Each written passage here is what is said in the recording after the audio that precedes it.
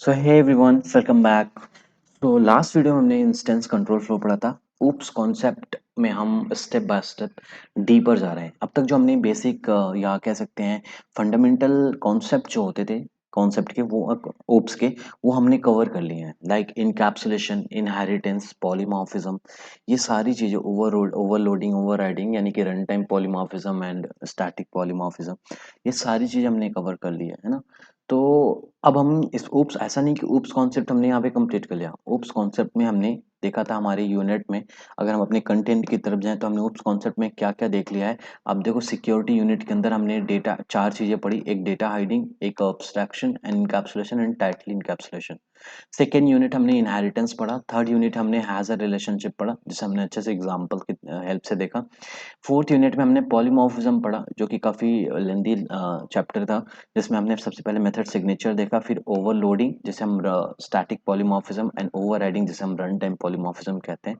फिर यूनिट 5 में हमने स्टैटिक कंट्रोल फ्लो देखा एंड देन यूनिट 6 में हमने इंस्टेंस कंट्रोल फ्लो देखा। अब हम यूनिट 7 में कंस्ट्रक्टर देखेंगे। अभी भी यूनिट 7 पढ़ने के बाद भी हमारे पास 3 यूनिट बचेंगे, coupling, cohesion and type casting. ये चीज़ें हम देखेंगे। तो ये सारी चीज़ें भी हमारे पास ऊप्स कॉन्सेप्ट के कंटेंट हैं। इतने लोग क्या करते हैं, ये बेसिक बेसिक चीज़ें पढ़ा देते हैं, लाइक अब्स्ट्रैक्शन बता देते हैं, इनकैप्सुलेशन बता देते हैं, इनहेरिटेंस बता देते हैं एंड पॉलीमॉर्फिज्म बता देते हैं। दैट्स इट, उनका काम खत्म हो जाता है। जो बेसिक फंडामेंटल है ये बता देते हैं। लेकिन अगर हम डीप पढ़ना चाहते हैं, हम किसी के अबाउट में ज़्यादा जानना चाहते हैं, ताकि हमें इंटरव्यू में अगर कभी कुछ पूछा जाए तो हम वहाँ पे चुप ना बैठे, हमारे पास आंसर हो, हमारे खुद के आंसर हो बताने के लिए। तो इसके लिए हमें ये डीप ऊप्स कॉन्सेप्ट के अबाउट में पढ़ना पड़ेगा। तो अगर आपने अभी तक ऊप्स कॉन्सेप्ट के लेक्चर नहीं देखे तो प्लीज जाके स्टार्टिंग टू एंड तक आप ऊप्स कॉन्सेप्ट के लेक्चर देखो। अब हम इस ऊप्स कॉन्सेप्ट में स्टार्ट करेंगे कंस्ट्रक्टर। कंस्ट्रक्टर किस कहते किसे हैं, क्या काम होता है कंस्ट्रक्टर का। अब तक हमने कंस्ट्रक्टर काफी टाइम काफी बार यूज किया है, और मैं हमेशा कहता था कि कंस्ट्रक्टर हम आगे चल के पढ़ेंगे और डीप में पढ़ेंगे, अच्छे से कंस्ट्रक्टर को कवर करेंगे। ये चीज मैंने आप लोगों को बोली थी। और हम यहाँ पे अब कंस्ट्रक्टर पढ़ेंगे और डीप में पढ़ेंगे, काफी अच्छी नॉलेज लेंगे, विद ऑल कंक्लूजन देखेंगे, केसेस देखेंगे, विद एग्जाम्पल देखेंगे, जो आउटपुट से मैं कंक्लूजन को प्रूव भी करूंगा कि ये कंक्लूजन सही है या गलत है। ठीक है। तो कंस्ट्रक्टर के लिए मैं यहाँ पे नोट्स अपना ओपन कर लेता हूँ, एंड ये सारे नोट्स मैं आपको डिस्क्रिप्शन बॉक्स में दे दूंगा। गिटहब का लिंक भी दे दूंगा, वहाँ से आप डाउनलोड कर सकते हो, या फिर मैं गूगल ड्राइव का लिंक दे दूंगा, आप वहाँ से भी डाउनलोड करना चाहते हो तो कर सकते हो। ठीक है। Okay, so constructor, here we are. तो कंस्ट्रक्टर, कंस्ट्रक्टर एक्चुअली कहते किसे हैं, ये कंस्ट्रक्टर होता कैसे। हमने काफी बार जब हमने लास्ट कुछ लेक्चर्स हम पढ़े तो काफी बार हमने कंस्ट्रक्टर का यूज किया। इवन दो लास्ट लेक्चर में static control flow and instance control flow में भी हमने कंस्ट्रक्टर का यूज किया। एंड कंस्ट्रक्टर के साथ एक केसेस भी देखे, कंक्लूजन भी देखा विद एग्जांपल। अब कंस्ट्रक्टर कहते किसे, हमने तो यूज किया, कंस्ट्रक्टर किसे कहते हैं। तो सिंपली अगर हम यहाँ पे एक सिंटैक्स देखें कंस्ट्रक्टर का, तो यहाँ पे अगर कोई क्लास है जिसका नाम है क्लास नेम, एंड जैसे ही उसके आगे हम पैरेंथेसिस, सॉरी, जिसके आगे हम ब्रैकेट लगाते हैं, कर्ली ब्रेसेस लगाते हैं, तो उस वैसे ही हमारे पास एक क्लास, उस क्लास नेम का एक ब्लॉक मिल जाता है। और उस ब्लॉक के अंदर अगर हमको एक स्पेशल स्पेशल टाइप का मेथड अगर हम डिफाइन करें, तो उस स्पेशल टाइप के मेथड को हम कहते हैं कंस्ट्रक्टर। अब वो स्पेशल मेथड जो है, स्पेशल टाइप का मेथड है, वो दो रूल फॉलो करता है। सबसे पहला रूल क्या है कि जो कंस्ट्रक्टर का नाम है, जो उस मेथड का नाम है, वो सेम एज इट इज किसकी तरह होना चाहिए, किसके नेम की तरह होना चाहिए, क्लास के नेम की तरह होना चाहिए। जैसा क्लास का नाम सेम एज इट इज, एक जेरोक्स कॉपी हमें उस मेथड का नाम रखना चाहिए। सेकंड रूल क्या है कि जो ये मेथड है, जो स्पेशल टाइप का मेथड है, ये स्पेशल टाइप मेथड कुछ भी रिटर्न नहीं करता, not even void type. Not even void type means यहाँ वॉइड भी रिटर्न नहीं करेगा। अगर हमने यहाँ पे वॉइड लगाया तो यहाँ पे ये कंस्ट्रक्टर नहीं होगा, ये एक अलग मेथड, नॉर्मल मेथड की तरह से ट्रीट करेगा कंपाइलर। ठीक है। तो जब हम क्लास के नेम की तरह सेम एज इट इज एक मेथड बनाते हैं और उसमें कोई रिटर्न टाइप नहीं देते, उसी को कह देते हैं हम कंस्ट्रक्टर। तो यहाँ पे इसके अंदर हम किसके किसके अंदर आ गए, कंस्ट्रक्टर के अंदर आ गए। ठीक है। तो ये था हमारा कंस्ट्रक्टर का एक सिंटेक्स एंड एक स्ट्रक्चर। ठीक है। अब एक इसका डिफिनेशन समझते हैं। इन Java constructor is special method, मैंने कहा ना, कंस्ट्रक्टर क्या है कि स्पेशल मेथड है। In Java a constructor is special method that is invoked, ये इंपॉर्टेंट है, इन्वोक्ड। इन्वोक्ड का मतलब क्या होता है, एक्टिव, एक्टिव हो जाना। ठीक है। The constructor is a special method that is invoked when an object is instantiated, ये भी इंपॉर्टेंट है। ये वर्ड इंस्टांसिएटेड वर्ड भी इंपॉर्टेंट है। When an object is instantiated using the new keyword, जब भी हम न्यू कीवर्ड की हेल्प से, इंस्टांशिएटेड का मतलब क्या हुआ कि जैसे हम कोई ऑब्जेक्ट बनाते हैं, है ना, उसके अंदर उसके आगे जैसे हम न्यू कीवर्ड लगा के एक ऑब्जेक्ट हम बनाते हैं, तो जैसे हम ऑब्जेक्ट बनाए वो इंस्टांस बनाए, वो इंस्टांशिएट हो जाता है। इंस्टांशिएट होता है, तो इंस्टांशिएट होते ही हमारे कंस्ट्रक्टर को इन्वोक कर देता है। इन्वोक कैसे करता है, ये हम प्रूव करते हैं, ये हम एग्जांपल देखते हैं। सपोज हमने यहाँ पे क्लास टेस्ट, इन्वोक का मतलब क्या हुआ, एक्टिव करना, किसी को एक्टिव करना। तो मैं एक्टिव करना है अगर किसी को, तो मैं क्या करूंगा, उसको कॉल करूंगा, है ना, उसको पिंच करूंगा, उसको एक्टिव करूंगा ना, तो मैं खुद से एक्टिव करूंगा। तो सपोज यहाँ पे एक क्लास है टेस्ट, ये हम कहाँ आ गए, inside class, sorry, inside class. Okay, अब मैंने कहा कि कंस्ट्रक्टर एक स्पेशल टाइप का मेथड जो दो रूल फॉलो करता है। पहला रूल, उसका नाम क्या होना चाहिए, same as it is class के नेम की तरह। तो क्लास का नाम क्या है, टेस्ट। तो एक स्पेशल टाइप का मेथड हमने यहाँ पे बना दिया। दूसरा रूल क्या कहता है कि ये not even wide type return, wide type भी रिटर्न नहीं करता है, does not return any type of any type, right, not even wide type भी रिटर्न नहीं करता। सपोज अगर हमने यहाँ पे वाइड लगा दिया, मैंने यहाँ वाइड टाइप रिटर्न लगा दिया, तो ये कंस्ट्रक्टर नहीं है, ये कंस्ट्रक्टर नहीं है, एक नॉर्मल मेथड है, ठीक है, नॉर्मल मेथड है। और यहाँ पे हमें एक वार्निंग आती है, this method has a constructor name, this method has a constructor name, ठीक है। तो ये कंस्ट्रक्टर कंस्ट्रक्टर कभी भी कोई भी रिटर्न टाइप रिटर्न नहीं करता है, कोई भी रिटर्न टाइप रिटर्न नहीं करता। तो यहाँ पे हम कहाँ आ गए, कंस्ट्रक्टर के अंदर आ गए, इनसाइड कंस्ट्रक्टर, इनसाइड कंस्ट्रक्टर, ठीक है। अब सपोज यहाँ पे एक मेन मेथड बना लेते हैं, एक मेन मेथड बनाते हैं, एंड इसके अंदर हम इस क्लास का एक ऑब्जेक्ट बनाते हैं। तो ऑब्जेक्ट बनाने के लिए हम सिंपली न्यू कीवर्ड का हेल्प करते हैं, और यहाँ पे टेस्ट के डिफॉल्ट कंस्ट्रक्टर को कॉल कर देते हैं। अब आप यहाँ पे थोड़ा सा नोटिस करो, इस चीज को नोटिस करो, इस लाइन को नोटिस करो, जो हमने न्यू एंड टेस्ट लिखा हुआ है, उसके बाद हमने यहाँ पे पैरेंथेसिस लगाया हुआ है, ये एक्चुअल में हम किसी मेथड को कॉल कर रहे हैं। अब ये किसका मेथड है, ये टेस्ट क्लास का मेथड है। टेस्ट क्लास में क्या टेस्ट नेम का कोई मेथड है, टेस्ट नेम का कोई मेथड है, हाँ, एक स्पेशल टाइप का मेथड है जिसको हम कहते हैं क्या, कंस्ट्रक्टर। ये क्या है, कंस्ट्रक्टर। तो एक्चुअल में जैसे हम यहाँ पे न्यू कीवर्ड की हेल्प से टेस्ट क्लास का ऑब्जेक्ट बनाया, हम एक्चुअल में ऑब्जेक्ट बनाते ही हम इंस्टांसिएट कर दे रहे हैं उस ऑब्जेक्ट को। किसके ऑब्जेक्ट को, टेस्ट क्लास के ऑब्जेक्ट को। टेस्ट क्लास है यहाँ पे, टेस्ट क्लास के ऑब्जेक्ट को हमने इंस्टांशिएट कर दिया। कैसे इंस्टांशिएट किया, हमने न्यू कीवर्ड की हेल्प से एक ऑब्जेक्ट बनाया, वो इंस्टांशिएट हो गया। अब हम जैसे हम यहाँ पे ये ऑब्जेक्ट इंस्टांशिएट हुआ, वैसे ही जो इस क्लास का कंस्ट्रक्टर होगा वो इन्वोक हो जा रहा है। यही तो हमने पढ़ा कि वो इन्वोक हो जाता है, एक स्पेशल टाइप का मेथड है जो इन्वोक हो जाता है जब भी कोई ऑब्जेक्ट इंस्टांशिएट होता है। यही तो हमने पढ़ा था उस लाइन में।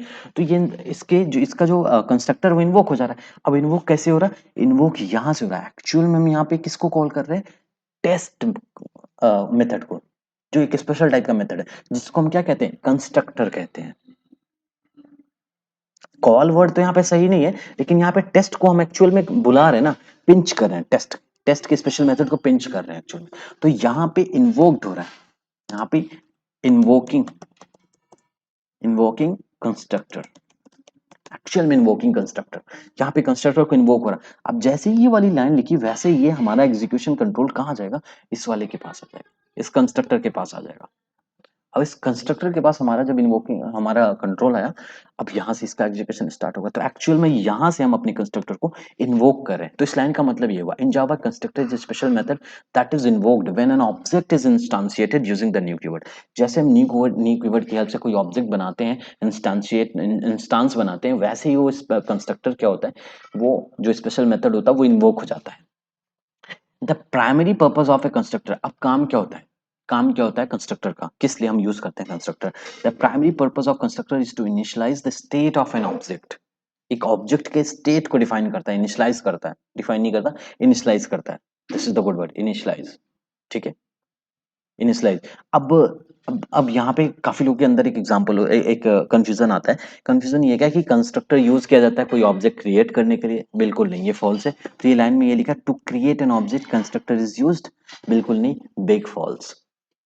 To initialize an object, to initialize an object, initialize an object, not create an object. Initialize an object, constructor is used, big true, ठीक है।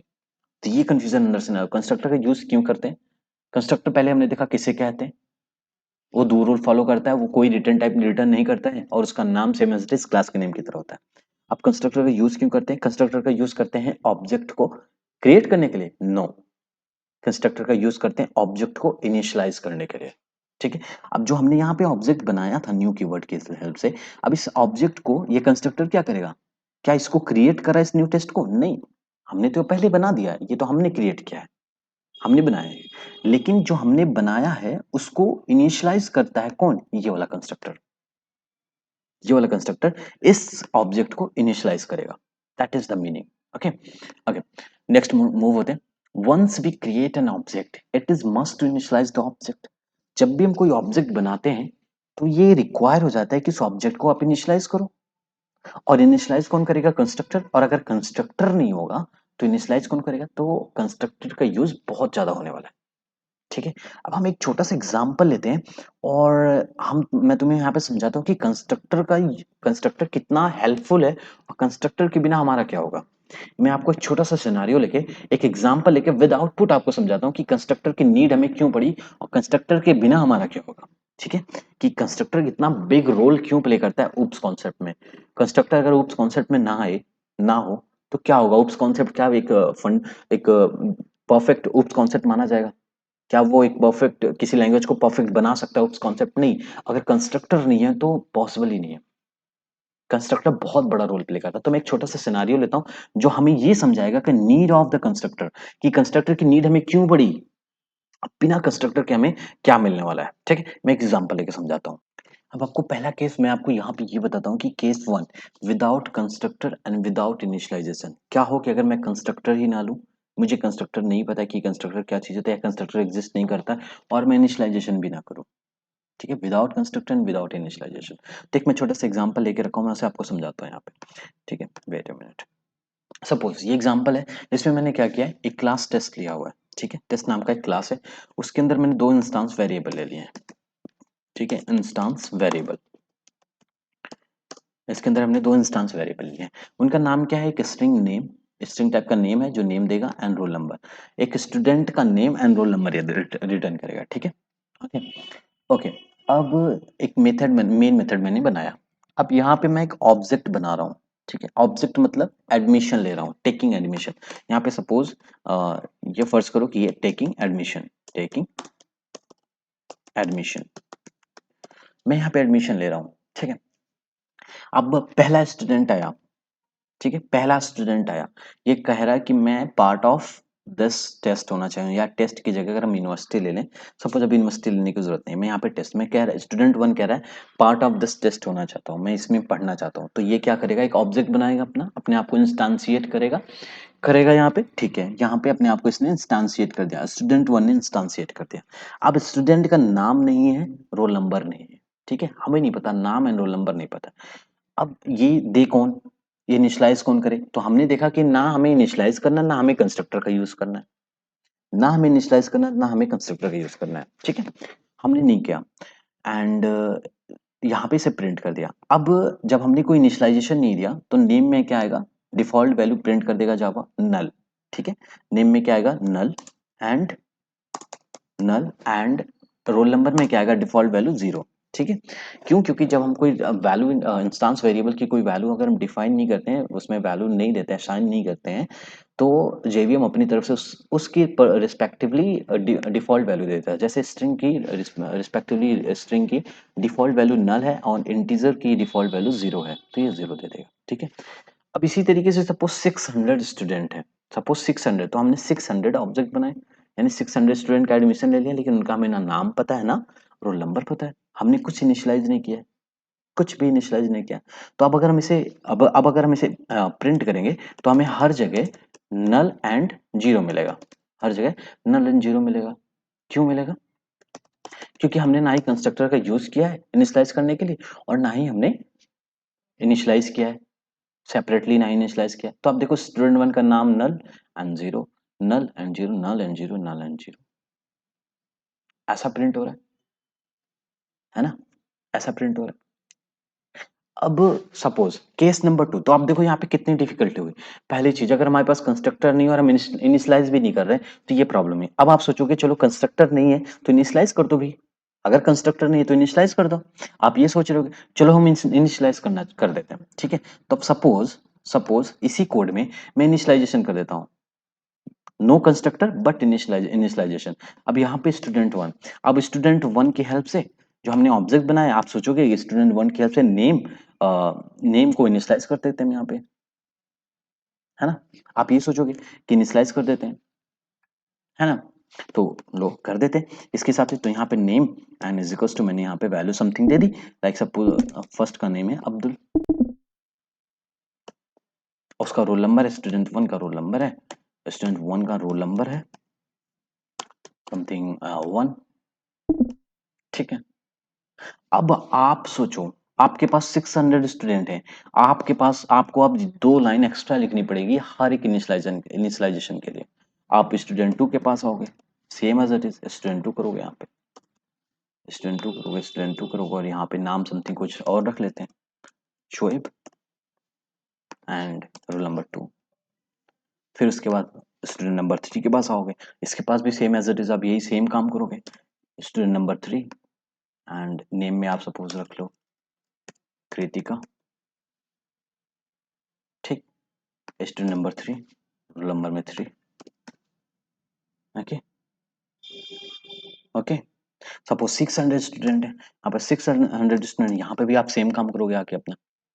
सपोज यहाँ पे नेम में रखोगे, यहाँ पे स्टूडेंट वन की जगह स्टूडेंट 600 स्टूडेंट, एंड यहाँ पे 600 स्टूडेंट, यहाँ नेम में क्या रखोगे आप सपोज यहाँ नेम में कुछ भी रख लेते हो, लाइक अनीता, एंड यहाँ पे 4, है ना। अब आप कहोगे कि हाँ अब तो ये वैलिड हो गया सर, अब तो हर एक का सेपरेट नेम एंड वो प्रिंट हो जाएगा बिना कंस्ट्रक्टर के, बिना कंस्ट्रक्टर के, है ना, बिना कंस्ट्रक्टर। लो जी, हो गया। स्टूडेंट वन नेम अब्दुल 1, स्वैप 2, Kritika 3 and 600 student is Nanita and 4, roll number is 4। तो भाई प्रॉब्लम सॉल्व हो गई, हमने यहाँ पे इनिशियलाइजेशन कर दिया, ऑब्जेक्ट बनाया, इनिशियलाइजेशन कर दिया, प्रॉब्लम सॉल्व हो गई। लेकिन आप देखो यहाँ पे ओवरहेड कितना बढ़ जा रहा है। आप एक स्टूडेंट के एडमिशन के लिए आप देखो यहाँ पे 2 लाइन बढ़ जा रहा है, 2 लाइन बढ़ जा रहा है। सपोज और भी उसके हैं, और भी उसके लाइक एड्रेस है, फोन नंबर है, लाइक और भी बहुत सारे रजिस्ट्रेशन नंबर है, बहुत सारी चीजें हैं। वो सारी चीजें आप अपडेट करने के लिए आपके आपके ऊपर ओवरहेड बढ़ जाएगा। 600 स्टूडेंट, सपोज 6000 स्टूडेंट है, तो ओवरहेड बढ़ जाएगा आपके लिए, है ना। तो यहाँ पे भी हमें प्रॉब्लम हो रही है, यहाँ पे भी हमें ज्यादा कोड्स लिखने पड़ रहे हैं। अब हम देखते हैं केस नंबर 3 की विद कंस्ट्रक्टर इनिशियलाइजेशन। अगर हम कंस्ट्रक्टर के साथ इनिशियलाइजेशन करते हैं तो क्या हमें फायदा मिलता है। तो सपोज ये सेम कोड है, ये सेम कोड है, इन सेम कोड में से आप देखो, अगर विद कंस्ट्रक्टर इनिशियलाइजेशन करना है तो हम यहाँ पे एक्चुअल में तो क्या कर रहे हैं, कंस्ट्रक्टर को इन्वोक कर रहे हैं। यहाँ पे क्या कर रहे हैं, कंस्ट्रक्टर को इन्वोक कर रहे हैं, इन्वोकिंग कंस्ट्रक्टर। यहाँ पे एक्चुअल में तो हम कंस्ट्रक्टर इन्वोक कर रहे हैं, तो इन्वोक करते वक्त ही हम यहाँ पे क्यों ना वैल्यू पास कर दें एंड यहाँ पे 1 दे दें। ये चीज हमें लिखने की जरूरत ही नहीं है, same as it is, value pass कर दिया, दे दिया। एंड दूसरी चीज हमें क्या करनी पड़ेगी, हमें यहाँ पे एक कंस्ट्रक्टर बनाना पड़ेगा जिसको हमें इन्वोक करना है। अब हमें एक ऐसा मेथड बनाना पड़ेगा, एक ऐसा मेथड बनाना पड़ेगा जिस मेथड को हम इन्वोक कर रहे हैं। आप किस टाइप के मेथड को इन्वोक कर रहे हैं, यहाँ पे टेस्ट टाइप का एक स्पेशल मेथड है जो क्या ले रहा है, एक स्ट्रिंग टाइप का नेम वैल्यू ले रहा है और एक आर्गुमेंट ले रहा है और एक इंटीजर टाइप का आर्गुमेंट ले रहा है। तो यहाँ पे सिंपली हम यहाँ क्या करेंगे, टेस्ट एंड यहाँ पे स्ट्रिंग नेम कमा roll number, simple string name and sorry int roll number, int roll number, okay okay. आप क्या करेंगे, this dot name is equals to name this dot roll number. ये दिस का भी use हम देखेंगे, दिस का भी यूज देखेंगे। अगर आपको थोड़ी बहुत कंफ्यूजन हो रही है यहाँ पे दिस का रोल क्या है, तो दिस और सुपर का भी रोल देखेंगे हम, अलग वीडियो में देखेंगे, उसे कोई प्रॉब्लम नहीं है। ये कर दिया, सिंपल सिंपल, है ना। ऐसे ही ये सारी चीज भी हम कर सकते हैं, ये सब भी हम कर सकते हैं, कोई प्रॉब्लम नहीं है। यहाँ पे हम शोएब दे देते हैं एंड दूसरी वैल्यू 2 पास कर देते हैं, सिंपल सिंपल, है ना। यहाँ पे भी इसे हटा के यहाँ पे हम कृतिका दे देते हैं एंड यहाँ पे 3 पास कर देते हैं, सिंपल। इसके लिए भी हम यहाँ से हटा देते हैं, है ना। वेट, या इसे हटा देते हैं। यहाँ पे हमने अनीता दे दिया, अनीता, एंड यहाँ पे रोल नंबर 4 पास कर दिया। That's it, that is so simple, right. अब आप देखो यहाँ पे जो हम एक्स्ट्रा लाइन लिख रहे थे, ओवरहेड लिख रहे थे, अब आप यहाँ पे कॉमा लगा के अब जितना चाहो सपोज यहाँ पर रजिस्ट्रेशन नंबर लिखना है तो रजिस्ट्रेशन नंबर आप यहाँ पे पास कर सकते हो, और उसी टाइप का आप मेथड को इन्वोक कर दो। जिस मेथड को आप इन्वोक करोगे, जिस टाइप के मेथड को, उसी वही मेथड इन्वोक होगा।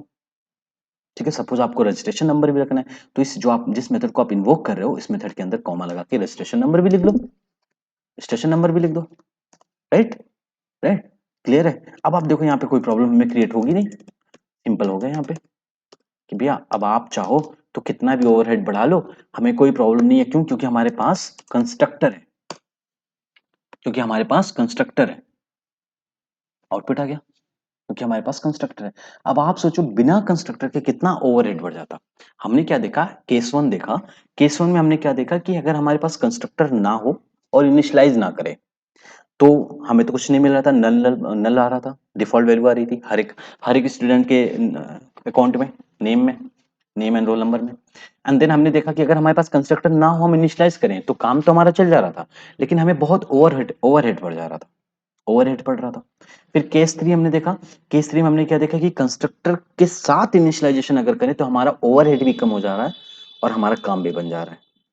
तो कंस्ट्रक्टर कितना इंपॉर्टेंट रोल प्ले करता है, तो नीड ऑफ कंस्ट्रक्टर था ये। यहाँ पे एक नोट है, नोट पढ़ लेते हैं।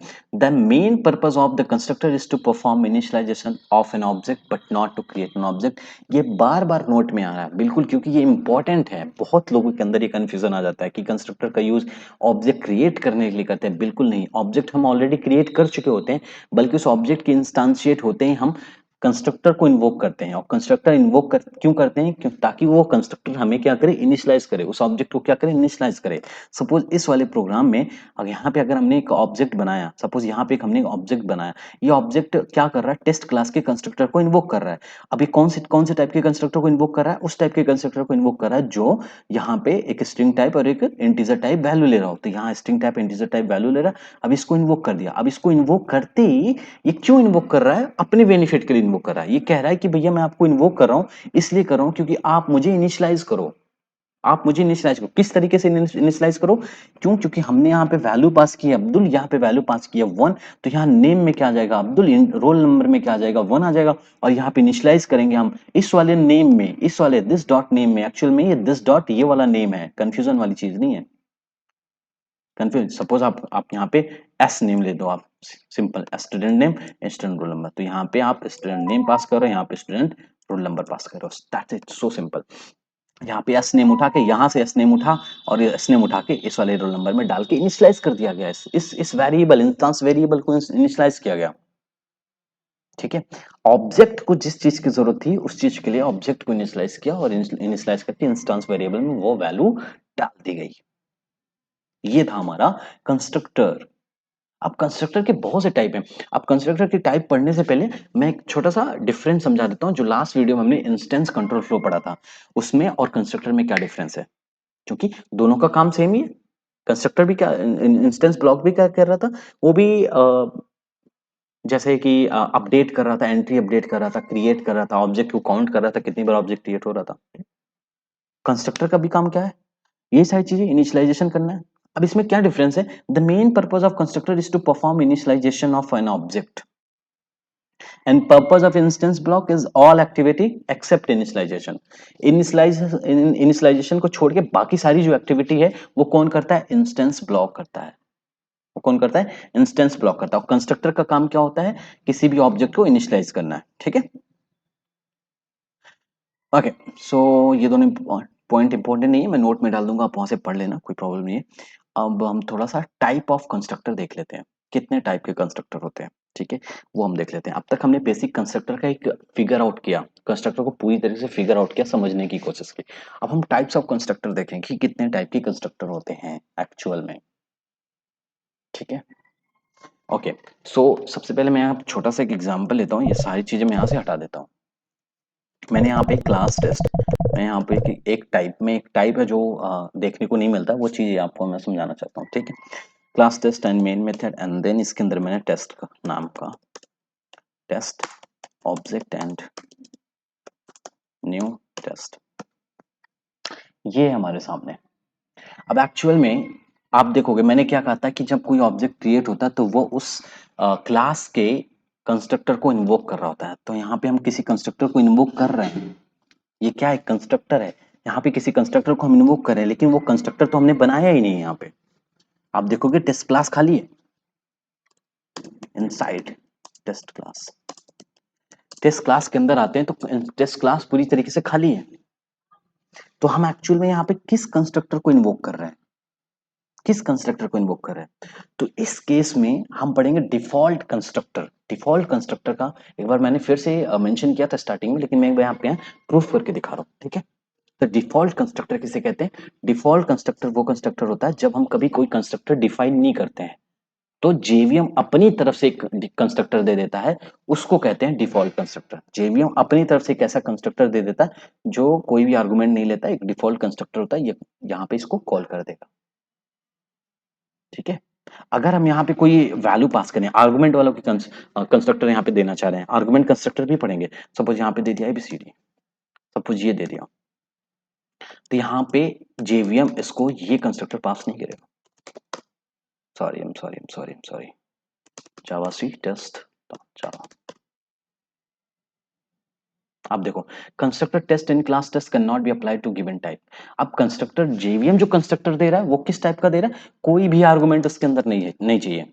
अगर आप कोई कंस्ट्रक्टर नहीं बना रहे हो, आपकी कोई रिक्वायरमेंट नहीं थी कंस्ट्रक्टर की, आपने नहीं बनाई, फिर भी आप ऑब्जेक्ट क्रिएट कर रहे हो, तो ये बाय डिफॉल्ट ये किसको इन्वोक करेगा, किस कंस्ट्रक्टर को इन्वोक करेगा? डिफॉल्ट कंस्ट्रक्टर को इन्वोक करेगा।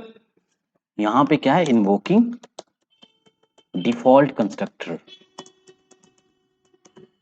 इन्वोकिंग, स्पेलिंग मिस्टेक होगी तो माफ करना, इन्वोकिंग डिफॉल्ट कंस्ट्रक्टर, ठीक है। यहाँ पे एक टाइप क्या हमने पढ़ा, डिफॉल्ट कंस्ट्रक्टर। डिफॉल्ट कंस्ट्रक्टर किसे कहते हैं? जब प्रोग्रामर अपनी तरफ से कोई कंस्ट्रक्टर डिफाइन नहीं करता, तो जेवीएम अपनी तरफ से एक कंस्ट्रक्टर देता है जिसे हम कहते हैं डिफॉल्ट कंस्ट्रक्टर, ठीक है। ये है डिफॉल्ट कंस्ट्रक्टर, ओके। अब हम देखेंगे नो वेर आर्ग कंस्ट्रक्टर। एक ऐसा कंस्ट्रक्टर जिसके अंदर कोई वेर आर्ग, कोई आर्गुमेंट पास नहीं किया जाता है, उसे कहते हैं नो वेर आर्ग कंस्ट्रक्टर। पहला हमने क्या देखा, ये हमने देखा डिफॉल्ट कंस्ट्रक्टर, डिफॉल्ट कंस्ट्रक्टर, ठीक है। अब हम देखेंगे नो वेर आर कंस्ट्रक्टर, जिसमें कोई वेरिएबल आर्गुमेंट पास ना किया जाए, उसे कहते हैं नो वेर आर कंस्ट्रक्टर, ठीक है। अब इसी के अंदर अगर हम सपोज दूसरा कंस्ट्रक्टर पढ़ेंगे, नो वेर आर कंस्ट्रक्टर, ठीक है, नो वेर आर कंस्ट्रक्टर। अब इसी के अंदर अगर हमने एक कंस्ट्रक्टर बनाया टेस्ट, कंस्ट्रक्टर बनाने के दो रूल है। जो नेम होना चाहिए कंस्ट्रक्टर का वो क्लास के नेम की तरह सेम होना चाहिए, वो कोई भी रिटर्न टाइप रिटर्न ना कर रहा हो। तो ये कंस्ट्रक्टर हमारा बन गया। अब इसमें कोई आर्गुमेंट पास नहीं किया गया, तो ये क्या हो गया, no var arg, no argument पास, कोई आर्गुमेंट हमने पास नहीं किया। अब यहाँ पे, अब हमने यहाँ पे जो टेस्ट को कॉल किया है, हम यहाँ पे किसी कंस्ट्रक्टर को इन्वोक कर रहे हैं, तो ये किस कंस्ट्रक्टर को इन्वोक करेगा? डिफॉल्ट कंस्ट्रक्टर को नहीं। जेवीएम कहता है कि अगर आप अपनी तरफ से कोई कंस्ट्रक्टर नहीं बनाते हो, तब मैं अपनी तरफ से कंस्ट्रक्टर दे दूंगा। लेकिन जैसे ही आप अपना कंस्ट्रक्टर डिफाइन करते हो, किसी भी टाइप का कंस्ट्रक्टर डिफाइन करते हो, वैसे जो मैंने अपना कंस्ट्रक्टर दिया था वो मैं वापस ले लूंगा। अब ये किसको इन्वोक कर रहा है? इस वाले कंस्ट्रक्टर को इन्वोक कर रहा है, इस वाले कंस्ट्रक्टर को इन्वोक किया जो हमने बनाया है, जो जेवीएम में दिया नहीं हो। जेवीएम ने जो दिया था वो ले लिया। कब लिया? जैसे हमने इसको डिफाइन किया, जैसे हमने इस कंस्ट्रक्टर को बनाया। अब डिफॉल्ट कंस्ट्रक्टर यहाँ पे एग्जिस्ट, इस प्रोग्राम में डिफॉल्ट कंस्ट्रक्टर एग्जिस्ट नहीं कर रहा है, क्योंकि जेवीएम ने उस डिफॉल्ट कंस्ट्रक्टर को ले लिया। डिफॉल्ट कंस्ट्रक्टर का सीन यही था कि अगर आपके पास कंस्ट्रक्टर नहीं है तभी हम कंस्ट्रक्टर देंगे अपना, ठीक है। तो यहाँ पे ये क्या हो गया, नो वेर आर, जिसमें कि जिसके अंदर कोई भी वेरिएबल, कोई भी आर्गुमेंट डिफाइन ना किया हुआ। इन सारे कंस्ट्रक्टर के साथ हम एक एग्जांपल देखेंगे, एग्जांपल नहीं बहुत सारे एग्जांपल देखने वाले हैं। फिलहाल मैं आपको यहाँ पे टाइप्स ऑफ कंस्ट्रक्टर के कॉन्सेप्ट समझाना चाह रहा हूँ यहाँ पे कि टाइप्स ऑफ कंस्ट्रक्टर हैं। तो बस मैं आपको वहां पे ये नहीं दिखाना चाहते कि ये इतने टाइप होते हैं, like default constructor, no var arg constructor and variable arg constructor. है ना, आर्गुमेंट वाला कंस्ट्रक्टर, पैरामीटराइज, इसको कहते हैं पैरामीटराइज कंस्ट्रक्टर, इसको कहते हैं नॉन पैरामीटराइज कंस्ट्रक्टर, इसको और क्या कहते हैं, नॉन पैरामीटराइज कंस्ट्रक्टर, कोई भी पैरामीटर पास नहीं किया गया है, इसको कहते हैं नॉन पैरामीटराइज कंस्ट्रक्टर। ठीक है, अब पैरामीटराइज कंस्ट्रक्टर किसे कहते हैं, पैरामीटराइज कंस्ट्रक्टर मतलब सपोज हमारे पास यहाँ पे कोई एक, जैसे हमने लास्ट वीडियो में क्या लिया था, लास्ट लास्ट एग्जांपल में क्या लिया था, एक स्ट्रिंग टाइप हमने नेम ले लिया था, सपोज हमारे पास नेम है, अब यहाँ पे हमने एक नेम पास कर दिया, स्ट्रिंग माय नेम पास कर दिया। अब हम अब यहाँ पे ये किस, अब जैसे मैंने यहाँ पे नो वेर आर कंस्ट्रक्टर यहाँ पे डिफाइन किया, ठीक है, सॉरी वेर आर कंस्ट्रक्टर मैंने यहाँ पे डिफाइन किया, ये नो वेर आर्ग नहीं है, अब यहाँ पे थर्ड नंबर क्या हो जाएगा, वेर आर्ग या पैरामीटराइज कंस्ट्रक्टर। ठीक है, इसे कहते हैं पैरामीटराइज कंस्ट्रक्टर। तो अब यहाँ पे हम कॉल करते टाइम इसमें पैरामीटर पास करेंगे, इसीलिए इसको क्या कहते हैं, पैरामीटराइज कंस्ट्रक्टर। सपोज मैंने यहाँ पे पास किया अब्दुल, अब ये किस कंस्ट्रक्टर को कॉल कर रहा है, इन्वोक कर रहा है, एस को इन्वोक कर रहा है। एक्चुअल में इन्वोक सही वर्ड है, मैं बार बार कॉल कह रहा हूं तो प्लीज माइंड मत करना, मैं इसे इन्वोक, ये एक्चुअल में इन्वोक कर रहा है, ये किस कंस्ट्रक्टर को इन्वोक कर रहा है, इस वाले कंस्ट्रक्टर को इन्वोक कर रहा है, जिसके अंदर क्या पैरामीटर पास किया गया, किस टाइप का पैरामीटर पास किया गया, स्ट्रिंग टाइप का पैरामीटर पास किया। तो स्ट्रिंग टाइप का अगर पैरामीटर पास किया गया है तो हमें जब कंस्ट्रक्टर को इन्वोक करना है तो इन्वोक करते टाइम हमें स्ट्रिंग टाइप की वैल्यू यहाँ पे पास करनी पड़ेगी। तो ये नंबर 3 कौन से टाइप का कंस्ट्रक्टर मिला हमें, वेर आर्ग कंस्ट्रक्टर या फिर पैरामीटराइज कंस्ट्रक्टर। कितने टाइप के कंस्ट्रक्टर हमने देखे, पहला हमने देखा default constructor, default constructor and फिर हमने दूसरा देखा no var arg, no var arg या फिर से कह सकते हैं non parameterize, non parameterize constructor. ठीक है, तीसरा हमने क्या देखा, तीसरा हमने देखा पैरामीटराइज, पैरामीटराइज या फिर वेर आर्ग कंस्ट्रक्टर। ठीक है, ये तीन तरह के हमने कंस्ट्रक्टर है। डिफॉल्ट कंस्ट्रक्टर क्या हो, कौन सा कंस्ट्रक्टर होता है जिसमें हमने अपना अपना कंस्ट्रक्टर डिफाइन नहीं किया, तो जेवीएम अपनी तरफ से कंस्ट्रक्टर प्रोवाइड करता है। नो वेर आर कंस्ट्रक्टर से कहते हैं जिसमें हमने कोई आर्गुमेंट पास नहीं किया, कोई भी पैरामीटर पास नहीं किया, इसे हम कहते हैं non parameterize constructor. Parameterize constructor या वेर आर कंस्ट्रक्टर उसे कहते हैं जिसके अंदर कोई आर्गुमेंट पास किया गया, पैरामीटर पास किया गया हो, उसे कहते हैं पैरामीटराइज कंस्ट्रक्टर। ये तीन टाइप के कंस्ट्रक्टर हमने देखे। ठीक है, तीन टाइप के हमने कंस्ट्रक्टर देखे। ओके ओके ओके, ये सारी वही चीजें जो मैंने आपको समझाई हैं। ओके, अब हम कुछ चीजें और पढ़ेंगे। ये था हमारा पास बेसिक कंस्ट्रक्टर की फिगर था, हमने बेसिक कंस्ट्रक्टर की फिगर मैंने आपको दिखा दी, यहाँ पे फिगर आउट कर दिया कि कंस्ट्रक्टर होता क्या चीज है, कंस्ट्रक्टर का यूज क्यों किया जाता है, कंस्ट्रक्टर कहते कैसे हैं एंड कंस्ट्रक्टर को डिफाइन कैसे कहते हैं, कंस्ट्रक्टर के टाइप कितने होते हैं, ये सारी चीजें हमने इसमें पढ़ी। अब हम कंस्ट्रक्टर से रिलेटेड कुछ टॉपिक्स पढ़ेंगे, like overloaded constructor, like overloaded constructor क्या चीज होती है, लाइक कंस्ट्रक्टर चेनिंग क्या चीज होती है and initialize block with constructor, constructor के साथ ब्लॉक अगर हम डिफाइन करें तो क्या चीज होती है, प्राइवेट कंस्ट्रक्टर क्या चीज होती है, ये सारी चीजें हम पढ़ेंगे। कॉपी कंस्ट्रक्टर क्या चीज होती है ना, ये सारी चीजें हम पढ़ेंगे। एंड फिर उसके साथ हम उसके बाद हम ये सारे केसेस देखेंगे, default constructor and then static block, static constructor, ये सारे केसेस हैं, इम्यूटेबल क्लासेस क्या होती है कंस्ट्रक्टर में, ये सारी चीज देंगे, कॉपी कंस्ट्रक्टर, ये सारी चीजें हम देखेंगे, वन बाय वन देखेंगे। अब तक हमने बस समझ लिया, बेसिक फिगर आउट कर लिया हमने कि कंस्ट्रक्टर होता क्या चीज है, दिखता कैसे है, बनाते कैसे कंस्ट्रक्टर, है ना, सिंटेक्स क्या होता है कंस्ट्रक्टर का, रूल क्या होता है कंस्ट्रक्टर का, and बहुत सारी चीजें हमने देखी। ठीक है, तो होप सो कंस्ट्रक्टर की ये टॉपिक अभी क्लियर हो। नेक्स्ट वीडियो में हम देखेंगे कंस्ट्रक्टर ओवरलोडिंग क्या चीज होती है, फिर देखेंगे कंस्ट्रक्टर चेनिंग क्या चीज होती है, कॉपी कंस्ट्रक्टर क्या होता है, प्राइवेट कंस्ट्रक्टर क्या होता है, ये सारी चीजें हम फिगर इट आउट करेंगे। ठीक है।